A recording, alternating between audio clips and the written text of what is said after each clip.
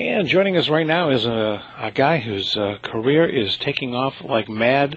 As an Ally McBeal fan, you know I watch that show all the time. Well, last year's season finale featured a kid that was in high school performing at his prom.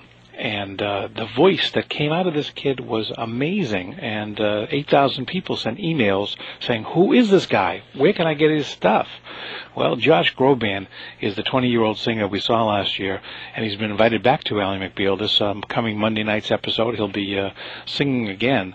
And he has a brand new CD out on the label that's from David Foster and Warner Brothers called 143 Records. And what an incredible voice, what an incredible CD, and wow, the world is all ahead of you, and you got so many things going on. Wow, thank you so much, and thank you for having me. Thanks for coming on. What a great release. I was listening to the CD in my car, and all I could think of was that you would make a perfect, and this is no reflection on your appearance, by the way, but you would make a perfect beast in Beauty and the Beast somewhere. Ah. The voice. The voice fits perfectly. That's a great show. I saw it a couple of years ago. Yeah, I think you would be perfect in that. And I have a feeling, this is my prediction here, and write it down, right here on pnpnetwork.com. Okay. You will play that role one day. Oh, okay. Well, you bring up the theater thing. I know you're into that. I'm definitely into that. My whole background was theater, really, and I took a break from it to make this album, and we're going to do the CD thing for now, but hopefully down the road I'll be able to kind of get back into that. I think it's going to happen, but I know that you got to promote the CD, and boy, oh boy, let's talk a little bit about this. David Foster is a guy who's won like 14 Grammys.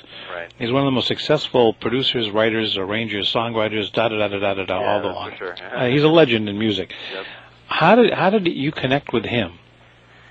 Well, he's with all the amazing people he's worked with, he's always looking for new people that he can kind of help shape and or at least use for things that he's doing. He's always doing concerts and charities and things like that, and he was doing a concert for the governor of California's inauguration, Gray Davis, and he called my voice teacher and said, who have you got? And he sent him a tape, and he liked it, and he had me come in and I sang it for him. And then 3 weeks later, he called me back to sing at the Shrine with Celine Dion.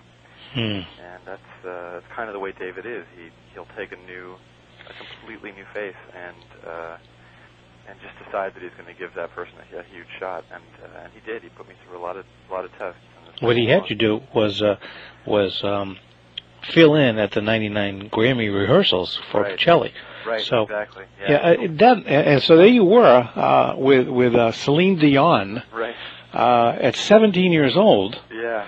It must have been a freak. It was. It was completely frightening. Yeah, I drove to the Shrine, and he didn't give me any credentials or anything. He just said, "Come on down."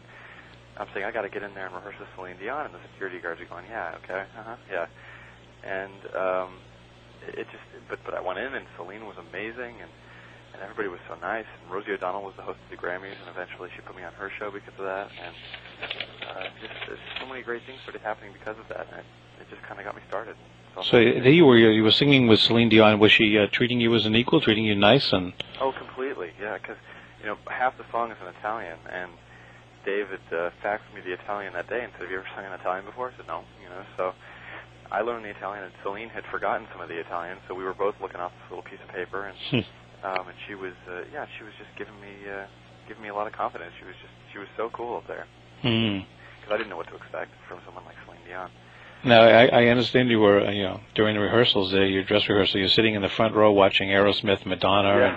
And, I mean, after I was finished, the producers of the Grammys. It's like living a dream. Oh my God, yeah. And they said, "Hey, take a seat. Here's your pass, and enjoy the rest of the dress rehearsals."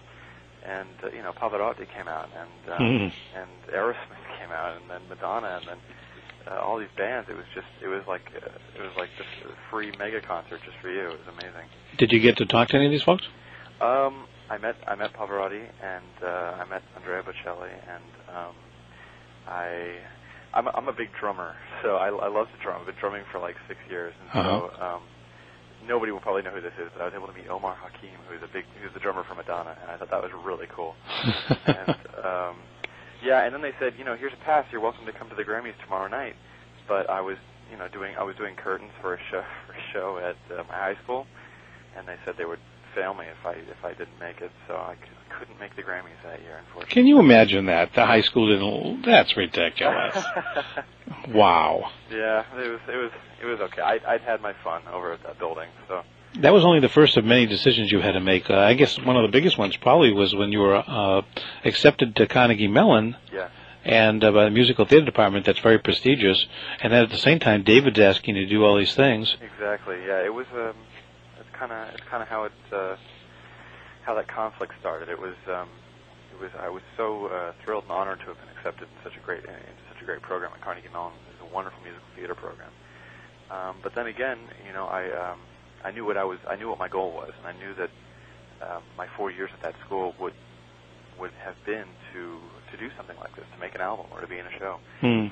And when David presented me with this tremendous opportunity, it was, I think everybody agreed that this was something that I just kind of had to ride with. And if it didn't happen, it didn't happen. But I knew I'd be kicking myself if I didn't try it. So. And it's happening. So it sure is. It's interesting when I first heard your voice, and I think when everybody in the country first heard it on Ally McBeal, most of us in our minds think of Bocelli or Placido Domingo or Pavarotti. Sure. They're all big guys, or good-sized guys, and they're older. And then you come out, and you look like you just came off of a high school bus. And there you are, and the voice coming out is just amazing. When did you realize how gifted you were to have a baritone like you have? Well, when I was younger, my parents always had me singing when I was a little kid and all that, but not like in a show business way, just around the house. Mm-hmm. And then I started singing jazz, like light jazz, when I was in 7th and 8th grade, just for fun. But then when my voice changed, I started to really kind of get into the big roles. I knew I had a big voice, and and my parents were great enough to take me to different shows and to introduce me to different kinds of music. Mm-hmm. And so I really kind of said to myself, I want to have a big voice, and I just started singing along with CDs, and that's kind of how it all started. Your versatility is obvious in the CD, and it's obvious to me that you could do any kind of music, but it seems like you're probably going to get driven into opera eventually. I know that you don't want to do it at this point. Yeah, we'll see, and there's a reason why we decided to kind of keep that off of the CD at this point. At 20 years old, I'm not even old enough to audition for the Met, and I know how from what little training I had at Carnegie Mellon, from what training I've had in the vocal world, I know how hard singers work to hone in their craft in the opera world, and I wouldn't want to touch that right now because it's something that my voice will develop more and more as I get older, and I now respect the genre tremendously, and I want to wait a little bit. It seems to me like based on songs like "You're Still You" and "To Where You Are" and songs like that are on the CD, that adult contemporary music might be a good niche for you at this point. Yeah, I think so, and I hope so. I like to look at this album as a pop album with classical influence rather than vice versa. So. That's why we got people like David Foster on board, and Walter Afanasieff, who's worked with Mariah Carey and Whitney Houston, and then we even got a guy named Reese Fulber who was half of a group called Delirium, and we got the Corrs on board, and we did a great little pop number with the Corrs, and I think that's where I want to be right now. How's your ego taking all this? Do you have a swelled head yet? No, we've had. It's been one hurdle over the next, and it's not stopping here just because I have a CD out. It's going to be a real challenge. It's going to be a lot of fun the next year. I'm really looking forward to singing these songs live.